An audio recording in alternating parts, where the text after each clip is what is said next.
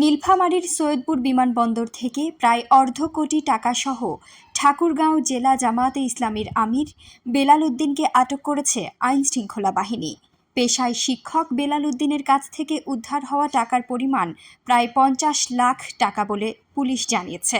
জেলা police super জানান, বিপুল পরিমাণ নগদ অর্থসহ তাকে বিমানবন্দর থেকে আটক করা হয় এবং উদ্ধারকৃত টাকা মেশিনের মাধ্যমে গণনা করা হচ্ছে।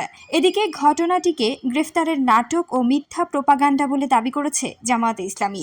তাদের ভাষ্য, উদ্ধার হওয়া অর্থ বৈধ এবং নির্বাচনী পরিবেশ নষ্ট করতেই এ পদক্ষেপ নেওয়া হয়েছে। উল্লেখ্য, ১৩তম জাতীয় নির্বাচনের মাত্র একদিন আগে এ ঘটনা ঘটেছে।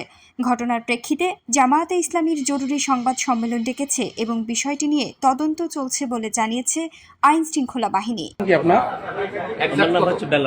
বেলাল, বাড়ি কোথায়? বাবার নাম কি? বাবার নাম দবিরুল। দবিরুল মানে কোন এমপি ছিল? হ্যাঁ, দবিরুল এমপি ছেলে আপনি? না। ও আচ্ছা। আর ইয়া কি গ্রামের নাম কি? গ্রামের শহরে হাজিপাড়া, ঠাকুরগাঁও সদরে প্রপারে বাসা। কি করেন আপনি? শিক্ষকতা। কোন স্কুলের?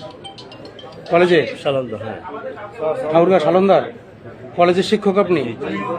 আচ্ছা, কত টাকা আছে এখানে আপনার লাগেছে? এখানে 50 প্লাস। 50 প্লাস আছে। 50 প্লাস আছে। 50 লাখ। হ্যাঁ, কিসের টাকা এগুলো? ব্যবসা। কিসের ব্যবসা করেন? গার্মেন্টস। গার্মেন্টসের ব্যবসা করেন?